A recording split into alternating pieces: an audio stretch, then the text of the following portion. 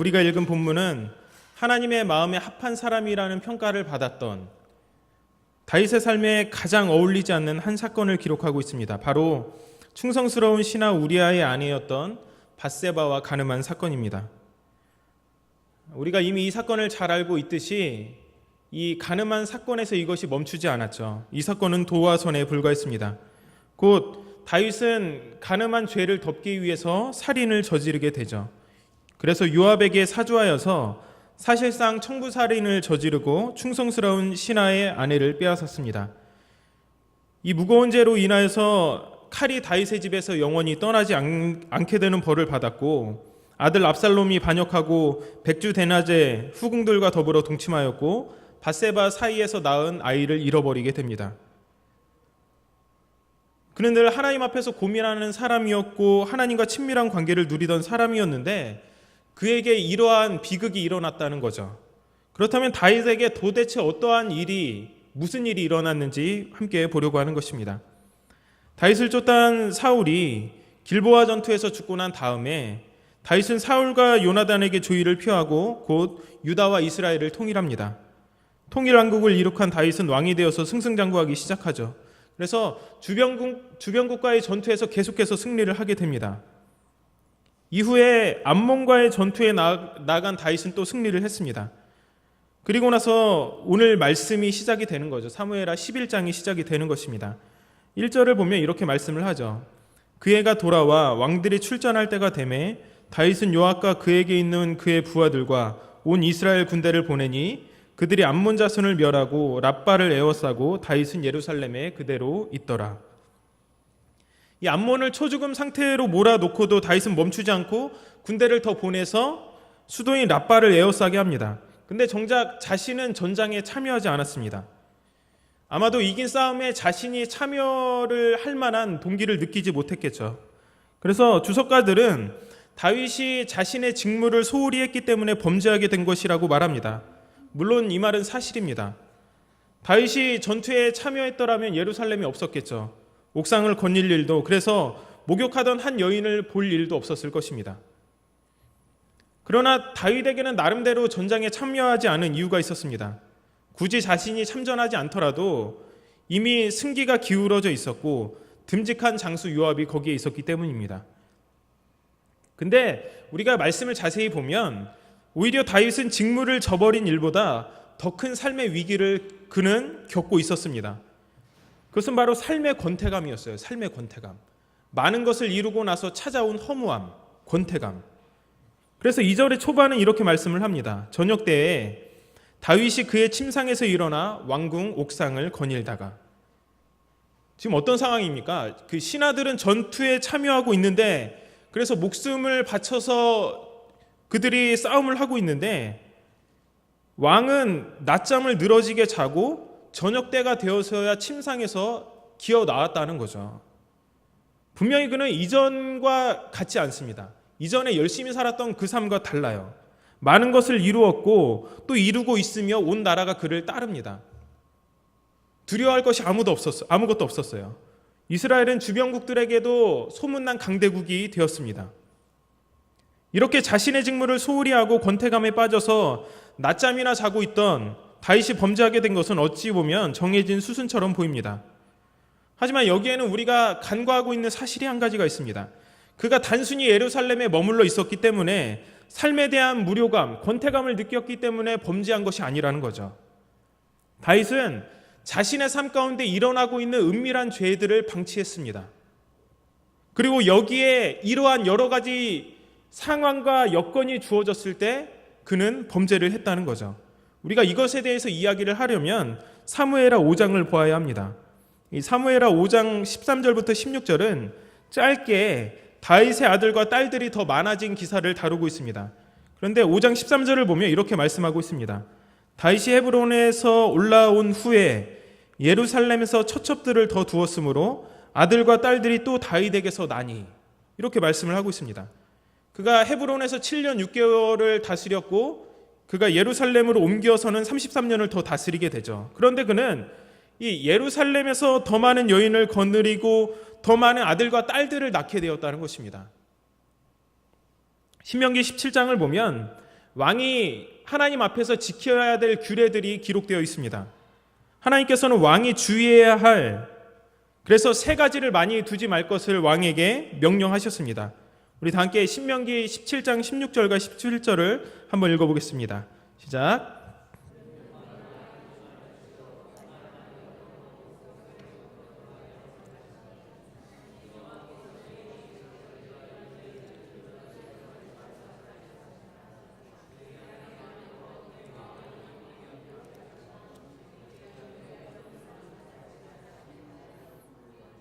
아멘. 첫째로 왕은 병마를 많이 두어서는 안 된다고 말씀을 하고 있습니다. 병마, 곧 군사력을 상징하는 거죠. 병마를 많이 두지 말아야 하는 것은 하나님 대신에 군사력을 더 의지하게 될 교만의 여지가 있기 때문입니다. 두 번째로 은금을 많이 쌓지 말 것을 명령하셨습니다. 돈을 사랑하는 것은 일만하게 뿌리가 되기 때문입니다. 또한 아내를 많이 두지 말라고 명령을 하셨습니다. 근데 우리는 이 경고를 눈여겨봐야 되는 거죠. 하나님께서는 왕이 아내를 많이 두지 말아야 할 이유가 그의 마음이 미혹되게 하지 않기 위해라고 말씀을 하고 있습니다. 여기서 미혹을 뜻하는 단어는 떠나다, 돌아서다, 벗어나다 이런 뜻을 가지고 있습니다. 이게 무슨 말이죠? 아내를 많이 두면 마음이 떠난다는 거죠. 마음이 떠나가게 된다는 것입니다. 그러면 무엇으로부터 마음이 떠나가는가? 이어지는 신명기 17장 18절 19절에 나타나 있습니다. 같이 읽어보겠습니다. 시작.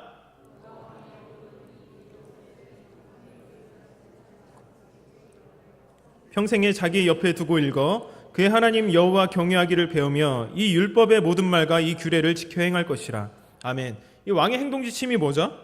왕은 하나님의 말씀을 평생 자기 옆에 두고 읽어서 하나님을 경외하기를 배우며 율법의 모든 말과 규례를 지켜 행해야 합니다. 이 구약의 왕의 직분이 그거거든요. 하나님의 대리자로서 하나님의 다스림과 통치를 구현하는 것, 이것이 왕의 직무거든요. 그렇기 때문에 당연히 하나님의 말씀을 가까이 해야 했습니다. 이게 주변국 왕들과의 다른 점이었어요. 그런데 아내를 많이 두면 이런 마음을 지킬 수가 없다는 거죠. 하나님을 경외할 수 없고요, 율법을 지킬 수 없다는 것입니다. 재밌는 것은 이 다윗의 아들인 솔로몬이 이방인 아내를 많이 두게 되므로 마음이 돌아서게 되었다고 성경이 기록하고 있다는 거죠. 열왕기상 11장 3절을 보면 왕은 후궁이 700명이요 첩이 300명이라. 이 솔로몬을 가리키는 말이거든요. 1000명이에요. 1000명. 후궁이 700명, 첩이 300명. 그의 여인들이 왕의 마음을 어떻게 했다고요? 돌아서게 했다라고 말씀을 하고 있습니다. 말씀으로부터 마음이 떠나는 것을 경고하기 위해서 하나님은 두 번이나 솔로몬에게 나타나셨지만 그거 듣지 않았죠. 그리고 그 죄를 방치했을 때 어떤 결과가 일어났죠? 하나님으로부터 돌아섰을 때 그 아들에 대해 가서 이 나라가 분열되는 역사가 일어나게 된 것입니다. 북이스라엘과 남유다로 분열되는 창극이 벌어지게 된 것이죠. 분명히 다윗이 간통할 만한 상황이나 환경이 갖추어졌던 것은 사실입니다. 그런데 우리는 그보다 먼저 여러 상황과 환경에 앞서서 다윗의 마음이 하나님을 경외하는 것으로부터 멀어졌기 때문에 그가 범죄하게 된 것임을 우리는 볼 수 있게 된다는 것입니다. 데살로니가전서 5장 22절은 이렇게 말씀합니다. 악은 어떤 모양이라도 버리라. 즉 다윗은 신명기에서 분명히 말씀하고 있는 경고를 듣지 않고 자신을 방치했고 그 결과로 오늘의 비극이 일어나게 되었다는 것입니다. 이 모든 것이 합쳐졌을 때, 이 오늘 본문의 말씀은 그 옛날 다윗에게만 일어났던 비극이 아니라 오늘 우리에게도 충분히 일어날 수 있는 일임을 반드시 명심해야 합니다. 그렇다면 방치된 죄로 인하여 하나님으로부터 마음이 떠나는 큰 죄를 범하지 않으려면 우리가 어떻게 해야 될까? 한 세 가지로 살펴보려고 합니다. 첫 번째는 자신의 신앙을 과신해서는 안 된다는 것입니다. 여러분, 누구도 죄 앞에서 자유로울 수 없습니다. 누구도 자신의 신앙을 믿고 과신해서는 안 된다는 거죠. 다윗은 그의 도피 생활에 함께 하셨고 모든 전쟁에서 승리하게 하신 하나님의 은혜를 잠시 잊고 있었습니다. 그는 곧 게을러졌고 영적으로 둔감해졌고 하나님의 얼굴을 구하지 않았어요. 바꾸어 말하면 그는 너무나 교만해져 있었다는 거죠. 오늘 본문 3절 전반부를 보면 다윗이 사람을 보내 그 여인을 알아보게 하였더니 라고 말씀을 하고 있습니다. 여기서 알아보게 하다라고 하는 말은 다윗이 무슨 일이 있을 때마다 여호와께 묻자와 이르되라고 말했던 그 말과 정확히 같은 말입니다. 알아보게 하다, 여호와께 묻자와 이르되, 같은 말이라는 거죠. 다윗은 늘 여호와 하나님 앞에 묻고 행동하던 사람이었어요. 그런데 흥미로운 것은 오늘 본문에서는 하나님이 아니라 자신의 신하를 통하여서 여인에 대해서 알아보게 하였다는 것입니다. 나아가 사무엘하 11장 이후로는 다윗이 여호와께 묻자오되라고 하는 표현이 더 이상 등장하지 않아요. 그 이전에는 블레셋과의 전투에서도, 아말렉과의 전투에서도, 또 유다로 올라가서 헤브론에서 통치할 때도 계속해서 그는 하나님 앞에 물었던 사람입니다. 근데 오늘 본문에서 그는 여호와께 묻지 않고 사람을 보내서, 마치 자기가 하나님인 것처럼 사람을 보내서 그 여인에 대해서 알아보게 했다는 거죠. 하나님으로부터 멀어져 있었기 때문에, 말씀으로부터 멀어져 있었기 때문에, 자신의 욕망에 눈이 멀어 있었기 때문에 그가 이러한 모습으로 하나님 앞에 범죄했던 것입니다. 우리는 교만한 마음이 들 때마다 야고보서 4장 6절부터 10절까지의 말씀에 귀를 기울여야 합니다. 좀 길지만 우리 한번 읽어보겠습니다. 시작. 그러나 더욱 큰 은혜를 주시나니 그러므로 일렀으되 하나님이 교만한 자를 물리치시고 겸손한 자에게 은혜를 주신다 하였느니라. 그런즉 너희는 하나님께 복종할지어다. 마귀를 대적하라. 그리하면 너희를 피하리라. 하나님을 가까이 하라. 그리하면 너희를 가까이 하시리라. 죄인들아 손을 깨끗이 하라. 두 마음을 품은 자들아 마음을 성결하게 하라. 슬퍼하며 애통하며 울지어다. 너희 웃음을 애통으로 너희 즐거움을 근심으로 바꿀지어다. 주 앞에서 낮추라. 그리하면 주께서 너희를 높이시리라. 아멘. 이 8절의 후반부는 이렇게 말씀하죠. 죄인들아 손을 깨끗이 하라. 두 마음을 품은 자들아 마음을 성결하게 하라. 여러분, 우리가 어떻게 마음을 성결하게 할 수 있습니까? 오직 은혜로만 가능하죠. 은혜. 우리가 예수님을 믿고 하나님으로부터 의롭다 하심을 받았죠. 칭이라고 하잖아요. 의롭다 여기심을 받았습니다. 근데 여기서 주목해야 될 것은 의롭다 여김을 받았다는 거죠. 이 말은 우리가 하나님 앞에서 의로운 것이 없고 내세울 것이 없는 더러운 죄인인데 하나님께서 예수님의 공로를 우리의 것인 것 마냥 여겨주셨다는 거죠. 아담이 지은 원죄에는 죄책과 오염이 포함되어 있습니다. 우리가 예수님을 믿을 때 죄에 대한 책임, 사망의 형벌을 면하게 해주시죠. 즉시로. 그러나 오염은 한순간에 없어지는 것이 아닙니다. 이것을 제거하는 과정은 평생의 삶을 걸쳐서 계속해서 이 일이 우리에게 일어나는 거죠. 그래서 존 오웬 목사님은 이것을 죄죽임이라고 표현을 했고 우리는 이 과정을 교회신학에서는 성화라고 부릅니다. 글로리아 제2에반즈가 쓴 담이라는 소책자를 보면 주인공이 주변 사람들로부터 자신을 보호하기 위해서 마음의 담을 쌓는 것이 계속해서 나오고 있습니다. 이번 아연신문 5월호에도 그 책이 소개되어 있더라고요. 좋은 책입니다. 한번 읽어보세요. 그래서 이렇게 담을 쌓다 보니까는 곧 아무런 소리도 들리지 않아요. 그래서 그는 외로움에 몸부림칩니다. 그때 예수님께서 그 마음의 담을 쌓은 그 사람을 찾아오시고 그 음성을 들으면서 자신이 쌓았던 그 벽을 다 제거해 버립니다. 그리고 마지막 돌 하나가 남았는데 가장 바닥에 있는 자신의 얼굴을 비추는 아주 깨끗한 돌 하나가 남아있는 것을 발견하게 됩니다. 그 돌의 이름은 교만이었어요.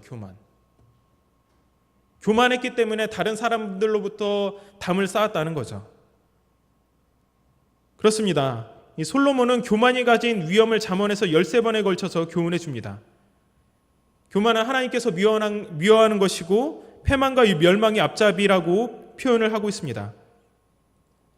고린도전서 10장 12절의 말씀처럼 선줄로 생각하는 자는 넘어질까 조심하라는 성경의 말씀을 우리는 늘 되새겨 보아야 합니다.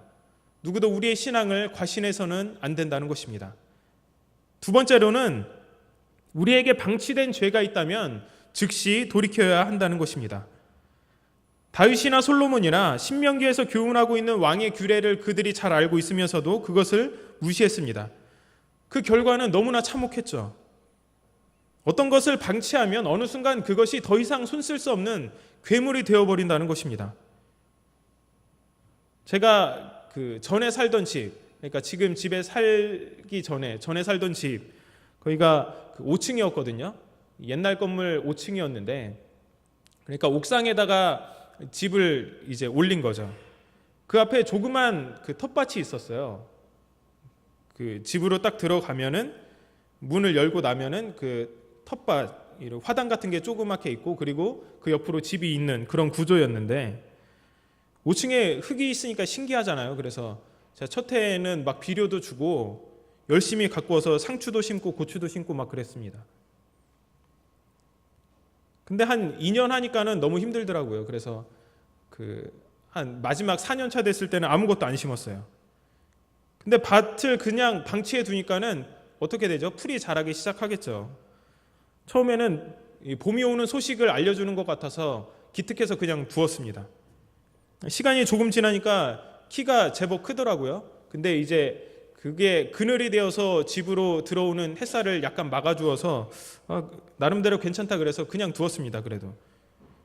근데 좀 더 두고 나니까는 이게 곤충도 많이 보이고 막 진드기 같은 것도 보이고 보기에도 좋지 않아 갖고 뽑기 시작했거든요. 근데 잘 뽑히지가 않아요. 얼마나 뿌리가 깊이 박혔는지 뽑는데 애를 먹었습니다. 싹이 나왔을 때 진작에 풀을 뽑고 관리를 해줬다면 그런 번거로움을 피할 수 있었겠죠. 그래서 풀을 뽑을 때 또 욕심이 있어가지고 한쪽 구석에 강아지 풀이 자라고 있었는데 너무 예뻐서 그냥 뒀거든요. 나중에 그게 갈대처럼 이렇게 키만큼 커지더라고요. 무언가 이렇게 방치되면은 그것이 나중에는 더 손 쓸 수 없을 정도로 크게 되어버린다는 것이죠. 죄도 그냥 방치하면 그게 괴물이 된다는 것입니다. 언젠가 우리의 삶을 위협하는 분명한 위협이 되어서 우리의 삶 가운데 도전해 온다는 거죠. 우리의 삶을 돌아보면 분명히 방치되어 있는 죄들이 있어요. 반복되는 죄들이 있고. 그래서 사도 바울은 방치된 잘못이 주는 위험을 잘 알았습니다. 그래서 고린도 교회 성도를 향해서 이렇게 권면합니다. 고린도후서 13장 5절입니다. 한번 읽어볼까요? 시작.